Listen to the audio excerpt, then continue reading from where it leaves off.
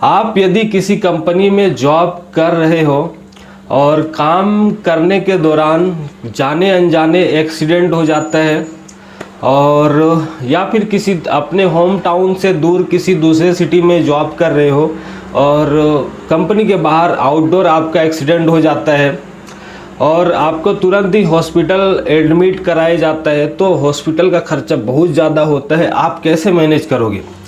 तो आज के इस वीडियो में हम लेबर इंश्योरेंस के बारे में बात करने वाले हैं, तो वीडियो में बने रहो। देखो, जितने सारे लोग होते हैं जो दूसरे के लिए काम करते हैं, चाहे किसी भी रूप में कंपनी हो, ऑफिस हो, फैक्ट्री हो, दूसरे के लिए काम करते हैं अपना जीवन यापन करने के लिए, चाहे वो मैनेजर क्यों नहीं हो या फिर एक लेबर क्यों नहीं हो, सारे के सारे लेबर कैटेगरी में ही आते हैं। 1 मई को सबकी छुट्टी होती है, जिनकी भी 1 मई को छुट्टी होता है समझ लेना लेबर है।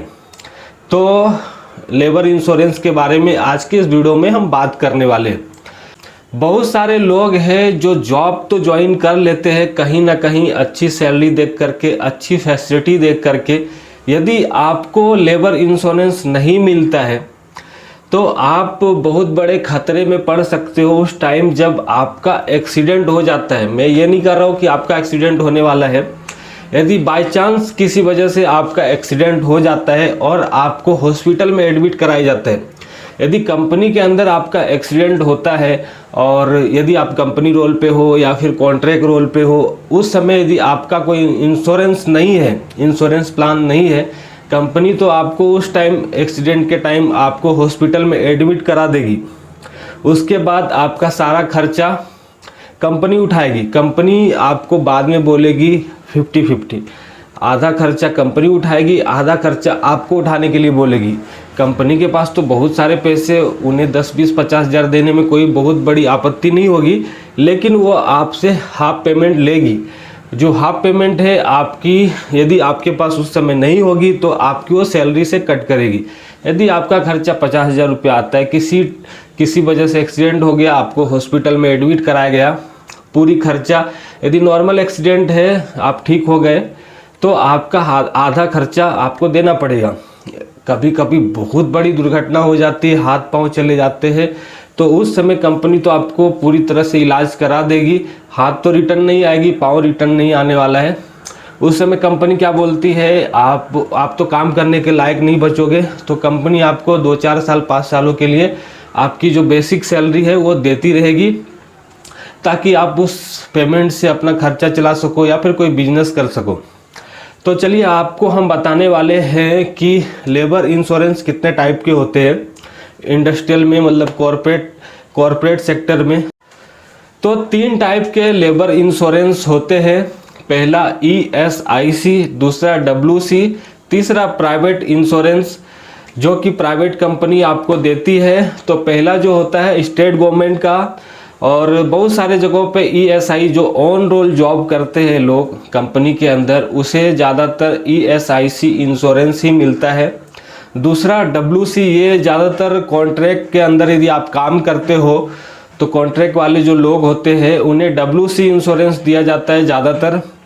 और तीसरा प्राइवेट इंश्योरेंस, जो लोग ESIC के अंदर नहीं आते, जैसे कि जिनकी सैलरी 21 हज़ार से ऊपर है, और जो लोग विकलांग हैं जिनकी सैलरी 25 हज़ार से ऊपर है, वो दोनों ESIC के ऊपर जाते, मतलब इसके अंदर नहीं आते हैं।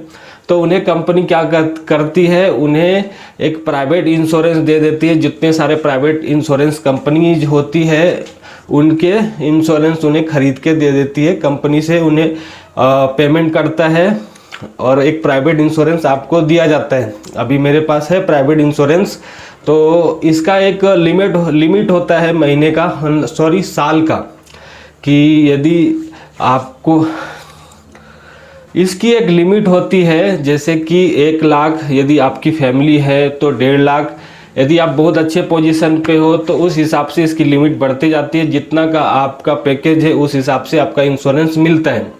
तो ESI जो है, ESI में यदि आपको कंपनी के अंदर एक्सीडेंट होता है तो उस दरमियान आपको ESI पूरी खर्चा देगी। आपका इलाज में जितना सारा खर्चा लगेगा, जो ESIC के अंदर जो हॉस्पिटल्स आते हैं उसके अंदर ही आपका इलाज होगा। यदि वो इलाज या फिर वो मेडिसिन उसके अंदर नहीं है, आपको अपने पैसे दे करके आपको वो खर्च करना पड़ेगा, लेना पड़ेगा। और उसका जो बिल है ESIC के ऑफिस में आपको सबमिट करोगे तो आपको उतना आपको बिल दे दिया जाएगा। और आपका इलाज के दरमियान सपोज डेट आप लंबे टाइम तक आपका इलाज चल रहा है, आप 15 दिन 20 दिन 1 महीना 2 महीने तक का आपका इलाज चालू है, उस टाइम आपकी जो जितनी भी बेसिक सैलरी है, यदि आपकी बेसिक सैलरी 10,000 रुपया है तो आपको बेसिक सैलरी के हाफ पेमेंट आपको मिलेगा। चाहे आप 15 दिन की छुट्टी पे हो, आप 15 दिन के इलाज में हो या फिर 1 महीने की, जो भी बेसिक सैलरी है आपको हाफ बेसिक सैलरी मिलती रहेगी। सेम टू सेम WC में भी है। जिनको WC इंश्योरेंस है आपको बेसिक सैलरी की हाफ पेमेंट मिलेगी। WC में क्या होता है, ज़्यादातर वो लोग इलाज के खर्चे नहीं उठाती है। आप कंपनी के आपका जितना छुट्टी है, आप जितना कंपनी में आप जितना बेड रेस्ट पे हो उतनी आपकी बेसिक सैलरी मिल जाती है। लेकिन आप मेडिकल इंश्योरेंस भी उस टाइम लेते हो यदि कंपनी देती है, कॉन्ट्रैक्टर देती है, तो ही वो आपको इलाज कराती है। तो आप एक बार देख लो कि आपको उसमें मेडिकल भी मिल रही है कि नहीं। बहुत टाइम नहीं देती है, आप जितना छुट्टी लोगे उतना आपकी सैलरी मिल जाएगी, बेसिक सैलरी। तीसरा मेडिकल में लिमिट होता है, आपकी जो लिमिट है 1 साल का। आप कभी भी जितने सारे जो हॉस्पिटल है, इंश्योरेंस वाला कार्ड मेडिकल जिसका चलता है, तो वहाँ जाकर के आप अपना इलाज करा सकते हो। तो ये रही, बहुत सारे लोगों को पता नहीं होता है और अच्छी सैलरी, अच्छी कंपनी, अच्छा काम देख करके ज्वाइन कर लेते हैं। यदि बाय चांस एक्सीडेंट हो जाता है तो आपको ये सब झेलना पड़ेगा। तो ये इस चीज़ को आप प्राथमिकता दे सकते हो, क्योंकि हेल्थ बहुत बड़ी चीज़ है।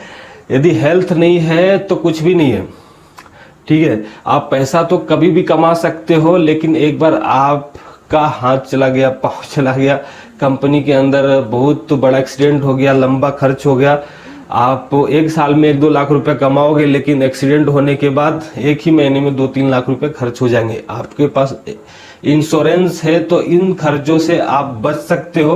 तो जब भी नई कंपनी आप ज्वाइन करो तो इस इंश्योरेंस के बारे में आप एक बार पता कर लो, आपको कौन सा इंश्योरेंस दिया जा रहा है या फिर नहीं दिया जा रहा है। नहीं दिया जा रहा तो आप उनसे पूछ सकते हो, नहीं तो दूसरी कंपनी देख सकते हो, उसके लिए हम आपको हेल्प करेंगे। तो अब तक आपको हमारा वीडियो पसंद आता है तो हमारे इस वीडियो को जरूर लाइक करें। यदि आप हमारे इस चैनल पे नए हो तो हमारे इस चैनल को जरूर सब्सक्राइब कर ले। फिर मिलते हैं किसी और नए टॉपिक पे, किसी और नए लोकेशन पे।